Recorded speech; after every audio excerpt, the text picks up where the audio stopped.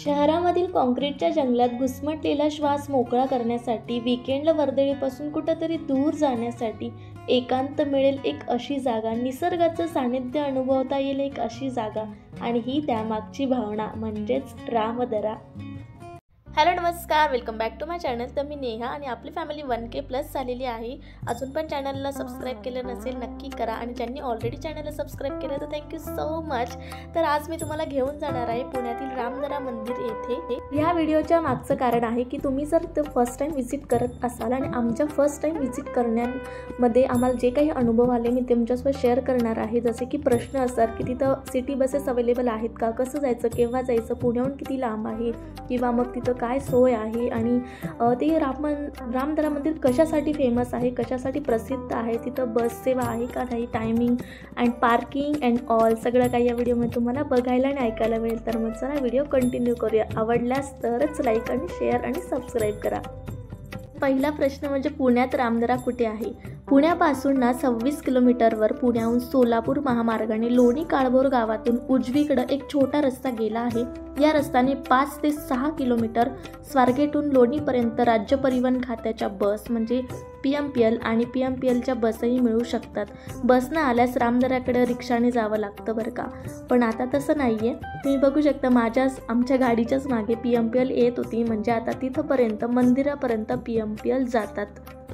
हे मंदिर ओपन राहण्याचा वेळ संडे टू सॅटर्डे म्हणजे रविवार ते शनिवार हे सकाळी पहाटे 5 वाजेपासून तर संध्याकाळी 6 वाजेपर्यंत ओपन असतं. आणि अष्टविनायकपैकी एक थेऊरच्या गणपतीला जाताना किंवा येताना सुद्धा रामदरा या ठिकाणाला भेट देता येते. आणि जवळजवळ हे बऱ्याच किलोमीटरपर्यंत रस्ता खूप खराब आहे, म्हणजे प्रचंड, आणि काम पण चालू आहे. त्याच्यानंतर आपला लागला हा मेन गेट श्री क्षेत्र रामदरा मंदिर. इथून आपण एंट्री घेणार आहोत. खडतर रस्ता पार केल्यानंतर आपण इथं आता आत आलेलो आहोत. आणि जसं की इथं पताके लावलेले आहेत, डेकोरेशन, म्हणजे तुम्हाला सांगितलं मी राम मंदिर प्राणप्रतिष्ठेच्या 2 दिवस आम्ही आधी आलेलो, त्यामुळे ही बहुतेक असावं. आणि ही PMPL तुम्ही बघत आहात की ही PMPL अगदी मंदिरापर्यंत येते. आणि हा एवढा मोठा परिसर आहे, तो पार्किंगसाठीच एरिया दिलेला आहे, आणि पार्किंगसुद्धा फ्री आहे. No any charges for the parking. So तुम्ही हव्या ठिकाणी पार्किंग व्यवस्थित करू शकतात. आता आम्ही या झाडाखालीच पार्किंग करायचं ठरवलं, आणि आता तरी कमी गर्दी दिसते, पण आम्ही जेव्हा ठिकाणी येत होतो दुपारी प्रचंड गर्दी वाढलेली. आता गाडी व्यवस्थित पार्क करून झाल्यानंतर ही आहे माझी मुलगी गुडिया. तिने सुद्धा खूप छान असा ड्रेस घातलेला. आणि त्याच्यानंतर आता आपण इथून पार्किंग करून झाल्यानंतर इकडं उजव्या साईडला आहे वॉशरूम एरिया, आणि तिकडनं आता आपण इकडनं असं पायी जात आहोत. खूप सुंदर आणि निसर्गरम्य वातावरण, अतिशय विलोभनीय असं दृश्य आहे, मनाला खूप शांती मिळते. आणि हा जो मेन गेट होतो किती बघा ना, किती सुंदर असं त्याचं डेकोरेशन केलेलं. त्याच्या अलीकडे आणि पलीकडे म्हणजे लेफ्ट राईटला हे आहे काही पूजेचे पत्रीचे सामान, फळं वगैरे किंवा थोडेफार टॉईजचं स्टॉल वगैरे आहे. आणि इकडं डावीकडे आहे खाण्यापिण्याची वस्तू, खाण्यापिण्याच्या गोष्टी. आणि त्याच्यानंतर इथं आपण आत जाणार आहोत. आणि लहान मुलं म्हटलं ना, त्यांना हे अट्रॅक्ट होतं पटकन.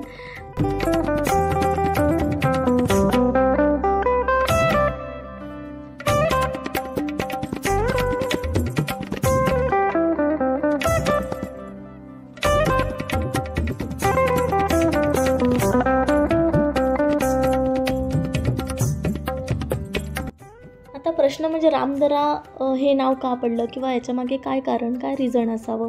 तर प्रभू रामचंद्र जेव्हा वनवासात होते तेव्हा ह्याच ठिकाणी त्यांनी काही काळ वास्तव्य घेतलं होतं, म्हणून या भागाला रामदरा हे नाव पडलं आहे.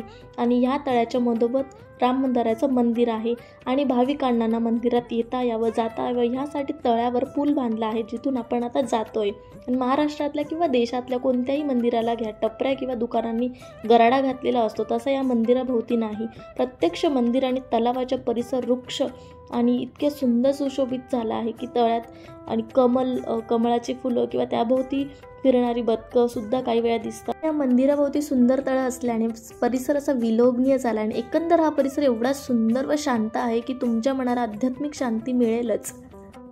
आणि इथं 22 जानेवारीच्या कार्यक्रमामुळे म्हणजे ओव्हरऑल की प्राणप्रतिष्ठा राम मंदिराची होणार होती म्हणून पूर्ण भक्तिमय वातावरण होतं आणि तिथं ऑलरेडी भजन वगैरे इतकं सुंदर चालू होतं ना की अजून मनाला खूप छान भक्तिमय वाटत होतं.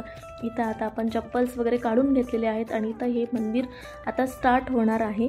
आणि इथं आमचं दर्शनासाठी आता आम्ही जात होतो आणि खूप काही गर्दी नव्हती, गर्दी स्टार्ट होत होती म्हणून दर्शन खूप सुंदर झालं. आणि इथून आता माझी गुडिया पायऱ्यांनी खाली उतरत जात आहे. इथं अजून खाली गेल्यावर हे मंदिर स्टार्ट होतं. रामदरा या नावामध्ये दरा हा जो शब्द आहे ना याचा अर्थच म्हणजे मोठी दरी किंवा डोंगरांनी वेढलेला थोडा जो खोलगट भाग असतो जिथं आपण आत्ताच जातोय चालतोय तेच मेन म्हणजे दरा. आणि रामदरा येथील परिसर डोंगरांनी वेढला असल्याने येथील वातावरण कायम शांत आणि थंड असते म्हणून तुम्हाला कोणत्याही प्रकारचं टेन्शन असू द्या, लाईफमध्ये प्रॉब्लेम्स असू द्या, एकदा तुम्ही नक्की जा, 1 तास बसा, अर्धा तास बसा, तुमच्या मनाला शांती नक्कीच लागणार. आता प्रथम दर्शनी म्हणजे सुंदर आणि रेखीव संगमरवरी नंदी, त्याच्यानंतर मारुतीची मूर्ती, त्यानंतर राम, लक्ष्मण आणि सीता यांच्या सुबक घडलेल्या मूर्ती आणि दत्तात्रय यांची देखील मूर्ती आपल्याला बघायला मिळते. त्यासुद्धा खूप सुंदर अशा येथील. आणि शिवलिंग पुन्हा झाल्या या मंदिरात कोरलेली देवी आणि देवतांची चित्र आणि संतांची चित्रसुद्धा इतके अट्रॅक्टिव्ह आणि इतकं सुंदर असे यांनी काम केलेलं आहे ना. आणि इथं जे कलर्स वापरते ते सुद्धा खूप डोळ्यांना अगदी आकर्षित वाटतात आणि मनाला खूप शांतता देऊन जातात.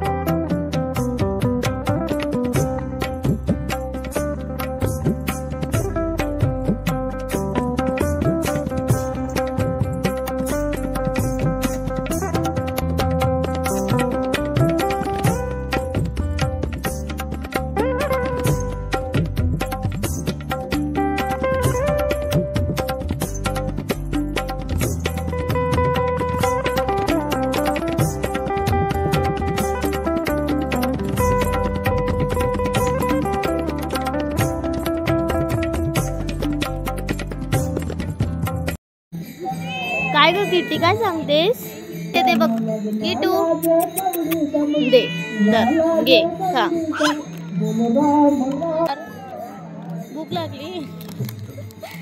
आणि इथं महाप्रसादसुद्धा चालू होता आणि खूप सौभाग्य की मंदिरात आम्हाला महाप्रसादसुद्धा मिळाला. आणि याच्यात होतं वरण भात आणि गोड पदार्थ होता एक. आणि बरं झालं की लहान मुलांची सुद्धा सोय झाली, भात तिथे खाल्ला. आम्हीसुद्धा खूप छान असा आस्वाद घेतला. खूप छान वाटलं निसर्गाच्या वातावरणात बसून तिथं जेवण न्याहारी करणं. आणि मेन म्हणजे ना तुम्ही ही 1 डे पिकनिक अगदी आपल्या फॅमिलीसोबत एन्जॉय करू शकतात. खूप छान वाटतं इथे.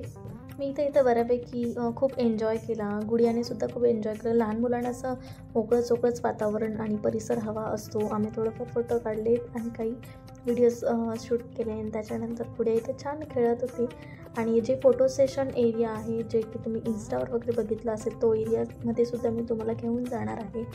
तर मग चला आपण त्या साईडला जाऊ.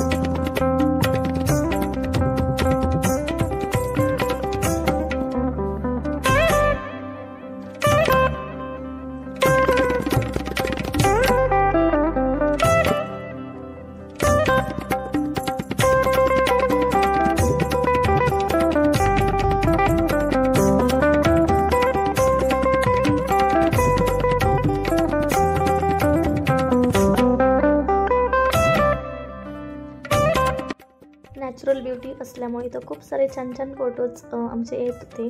आणि तिकडं पाण्याचा जो परिसर आहे ना तिथं बिलकुल कोणाला आत जाऊ देत नाही कारण माझ्यासमोरच ते 1-2 जण ओरडले. आणि त्याच्यानंतर खूप सुंदर अशी ही जागा आहे. फोटोज वगैरे छान क्लिक केले एक आठवण म्हणून.